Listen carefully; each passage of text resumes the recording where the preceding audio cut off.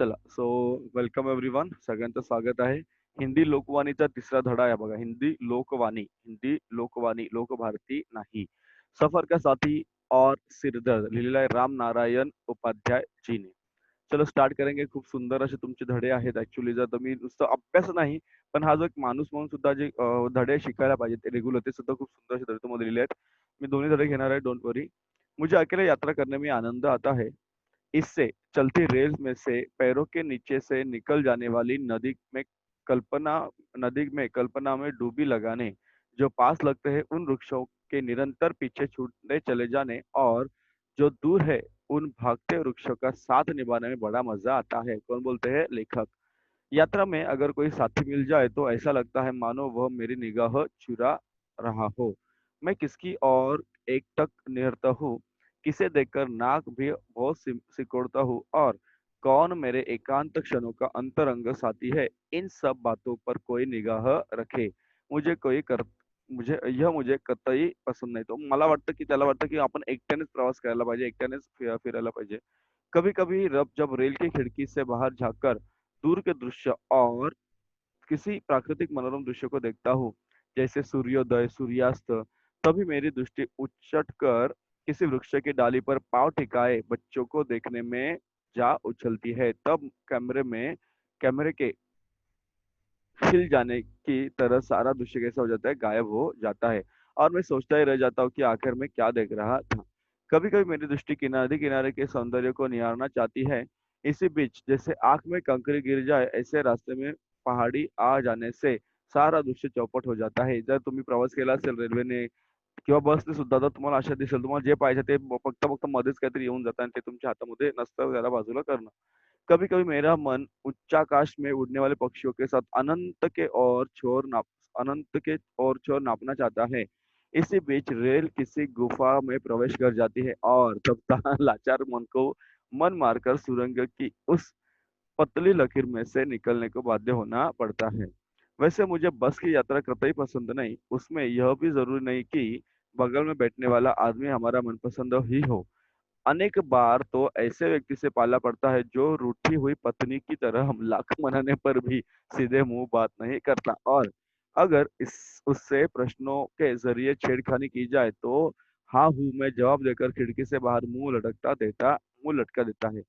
कभी कभी ऐसा भी साथी मिल जाता है जो कि आप चाहे सुने या न सुने, वह अपनी बात तब तक सुनाता रहेगा जब तक दो में से एक उतर न जाए. मुझे सुपरफास्ट ट्रेन के बजाय एक्सप्रेस से यात्रा करना ज्यादा पसंद है, कारण सुपर फास्ट ट्रेन का स्वभाव अति विशिष्ट व्यक्ति के तरह होता है, जो रास्ते में मिलने वाले बराबरी वालों की उपेक्षा कर बड़ों से मिलने दौड़ जाता है. उससे आदमी से अधिक अपनी चाल पर नाज होता है, जबकि एक्सप्रेस, अभी इसमें फर्क आपको पता होगा. सुपर फास्ट एक्सप्रेस में एक दोस्त की तरह दूर से स्टेशन देखकर अपनी चाल धीमी कर देती है, सबको अपने हृदय में स्थान देती है. जब चलती है तो इधर इधर सो इस कदर धीरे, जैसे कोई एक मित्र उससे दूसरे से अलविदा ले रहा हो. अपने को तो भाई साहब रेल की खिड़की से दुनिया देखने में बड़ा मजा आता है, सबको बड़ा मजा आता है. ऐसे लगता है कि जैसे शीशे में से डिब्बे वाला बाइस्कोप देख रहे हो. लेकिन कोई देखने दे तो अब. जैसे ही आपने पाँव रखा और अपनी सीट पर बैठे कि सामने की सीट पर बैठा यात्री आपके झोले में से जागते अखबार की ओर देखकर पूछता हो, क्या मैं इस अखबार को ले लूं? क्या पूछता है वो? क्या मैं इस अखबार को ले लूं? क्या मैं अखबार को ले लूं? एक सेकंड ना.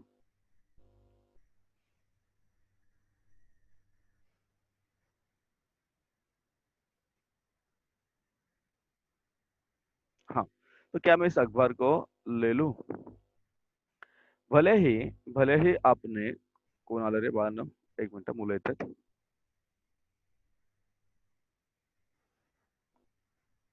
हाँ. भले ही आपने उस अभी अभी खरीदा हो और उसे खोलकर पढ़ना तो दूर, पन्ने पलट कर भी न देखे हो, लेकिन जो आपके सामने होता है ना, आप लेकिन आपके उत्तर की प्रतीक्षा किए बिना अखबार सामने वाले के हाथ में होगा, तब आपकी स्थिति मांगने वालों की हो जाएगी और उत्सुकता से राह देखोगे समाचार पत्र अब लौटे की तब. तभी वे सज्जन एक जमाई लेकर उसे बेतरबी से मोड़ते हुए किसी दूर मांगने वाले की ओर इस तरह शान से बढ़ा देंगे मानो समाचार पत्र आपका नहीं उसकी निजी संपत्ति हो।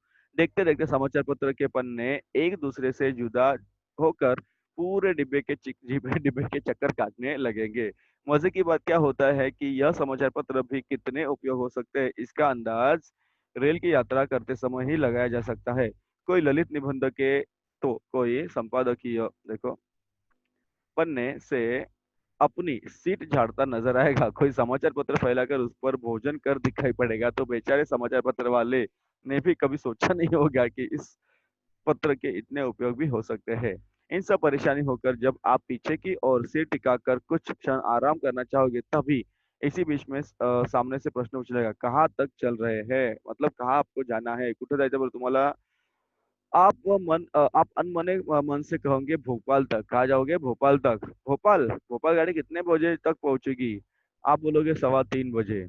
उनका तर्क होगा, अरे पहले तो 4 बजे पहुंचते थे, क्या टाइम बदल गया है? अरे बाबा, गाड़ी में तो कई जगह चेन पुलिंग होती होगी, आज की तारीख में पहुंच जाए यही गनीमत है। आप सोचेंगे चर्चा का अंत हुआ, लेकिन नहीं, फिर से प्रश्न होते हैं, आप हबीबगंज उतरेंगे या भोपाल? मैं कहूंगा हबीबगंज। अरे हबीबगंज क्यों? वहां से तुलसी नगर पास पड़ता है, इसलिए मैं कहाँ उतरूंगा? हबीबगंज उतरूंगा। ऐसे बहुत सारे प्रश्न आपको लोग पूछते रहते हैं। और क्या प्रश्न है, देखो चमत्कारिक प्रश्न बोलेंगे हम इनसे। ओके, वे चिढ़कर कहेंगे, अरे खाक पास पड़ता है, ऑटो वाले 5-7 रुपए ऐंठ लेंगे। इससे तो अच्छा है आप भोपाल स्टेशन उतरते, वहां से 4 कदम चलने पर टेम्पो मिल जाता है, जो 50 पैसे में टीटी नगर और फिर 50 पैसे में तुलसी नगर। तो क्या अरोरा कॉलोनी भी उतार देगा? सोचा कहीं यह पुनः हबीबगंज स्टेशन ले जाकर वहां से वापस ट्रेन में न बैठा दे। अतः वह चुप्पी साध कर निश्चल बैठ गया। अगर आप यात्रा पर है तो आपको सब यात्री के प्रश्नों को जवाब देना ही होगा। पूछा, भोपाल में क्या करते हैं? मैंने कहा मीटिंग में जा रहा हूँ। वो बोले, अरे अपने अपन तो वल्लभ भवन में अकाउंट सेक्शन में हैं, लोगों के बिल बनाते हैं बनाते अपना भी वेतन निकल जाता है। रहने को ठाट से सरकारी क्वार्टर मिला है, बीवी और 2 बच्चे हैं, उसने जवाब दिया। अगर ट्रेन में रेलवे कर्मचारी का साथ हो तो सारे रास्ते निगाह गाड़ियों के शंटिंग करने की आवाज सुनाई देगी। कोई कहेगा 8 अप से आ रहा हूँ, 7 डाउन से जा रहा लौटना है। अगर स्टेशन मास्टर से सिग्नल नहीं दिया और गाड़ी आउटर पर आकर खड़ी हो गई तो रात वापस घर बैठ लौटना मुश्किल है। आजकल तो मेल को रोककर माल को पास करना पड़ता है, कारण मालगाड़ी में भरे माल के बिगड़ने का डर रहता है, जबकि मेल में बैठा आदमी बिगड़ता नहीं है। अरे नाराज तो नहीं होता है, नाराज भी तो नहीं होता है, क्या खाकर नाराज होगा? अगर शिकायत करना चाहे तो शिकायत पुस्तिका मांगे, तब जब तक शिकायत पुस्तिका आएगी तब तक रेल चली जाएगी। दूसरे ने कहा, मैं पूछताछ विभाग में काम करता हूँ, लोग बाग एक मिनट। हम्म। लोग बाग भी कैसे कैसे सवाल पूछते हैं। कोई पूछता है 10 बजे वाली रेल कब आएगी कोई पूछता है छोटी लाइन वाली गाड़ी कहाँ पर खड़ी होगी मानो उसके बड़ी लाइन पर खड़ी होने का अंदेशा हो। एक दिन एक आदमी ने तो कमाल कर दिया। वो क्या पूछ रहा था, देखो, क्यों भाई साहब, बिना टिकट वालों के लिए बाहर जाने का रास्ता किधर से है?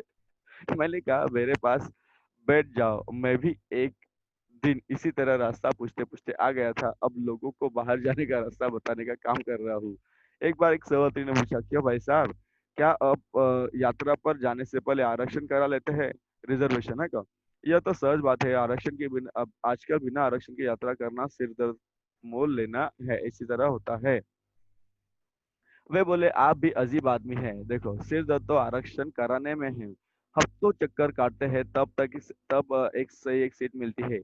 आप शान से टिकट जेब में रखते हैं, अकड़ कर डिब्बे में प्रवेश करते हैं, और जब कंडक्टर को आरक्षण का टिकट दिखाते हैं तो वह हिकारत भरी नजर से कहता है, जब टिकट है तो क्या देखना, नहीं होता तो देख लेता वह दूसरी यात्री के पास जाता है, उनके पास न टिकट है न आरक्षण। इशारे इशारे में कुछ बात होती है और वह पता चलता है कि जहाँ तक के लिए चाहता है वहां तक के लिए सीट मिल जाती है। देखा नहीं आपने, रेल के हर डिब्बे पर लिखा है, क्या लिखा है? भारतीय रेल जनता की संपत्ति है, इसे सुरक्षित रखिए। लेकिन इसके पीछे एक अलिखित इबारत होती है, क्या है? भारतीय रेल कंडक्टर की संपत्ति है सांझ हो चली थी, डिब्बे की बत्तियां जलने लगी थी, लोगों ने अपने अपने होल्डॉल बिछाने शुरू कर दिए। मैंने भी थककर चूर हो जाने के बाद सिरदर्द की गोली खाई और लेटना चाहा। सहयात्री ने पूछा, क्या आपको सिरदर्द हो रहा है? मैंने कहा, जी हाँ। अरे आप ऐसी वैसी गोलियां क्यों खाते हो, इससे रिएक्शन हो जाता है। फिर पूछा, कल क्या खाया था? रास्ते में कई पूरी कचौड़ी तो नहीं खा ली? अरे ये रेलवे ठेकेदार कल की बासी पूरी कचौड़ी को उबलती गाड़ी में डालकर ताजा के नाम पर बेचते हैं। कहेंगे हाथ लगाकर देखो गर्म है कि नहीं। उन्होंने तो अपनी जेब गर्म करनी है। मैं तो घर के पराठे लेकर चलता हूँ। रास्ते में कोई और पराठे वाला मिल जाता है तो दो चार मिलाकर खाने में मजा आता है। फिर पूछा उसने, आपको सिर दर्द कितने समय से है? क्या यह पैतृक बीमार है या केवल आपको है? मतलब सबको होती है या आपको है सिर्फ? मैंने कहा, मेरे परिवार के सभी के सिर है, अतः वह सबको सिर दर्द होना स्वाभाविक है। अरे क्या आप भी बिना सिर पैर की बातें करते हैं? जिनके पाँव में शनि होता है उन्हें भी सिर दर्द होता है, और जिनके पेट में गैस होती है तो उन्हें भी सिर दर्द होता है। मैंने कहा, आप बजा फरमाते हैं। जब मैं घर से चला तो चंगा था, ट्रेन में बैठा तब कोई शिकायत नहीं थी, किताब पढ़नी चाहिए तब भी मन आनंद आनंद से हिलोरे ले रहा था। लेकिन जब से हम सफर सहयात्रियों ने सिर खाना शुरू कर दिया तो बेचारा सिर दर्द नहीं किया तो क्या करेंगे? यस कहता हूँ भाई साहब, मैं सिर दर्द से नहीं तो हम सफर यात्रियों के सिर दर्द से लिए परेशान हो चुका हूँ। इसलिए मैं परेशान क्यों हूँ, तो इनके लिए मैं परेशान हो चुका हूँ।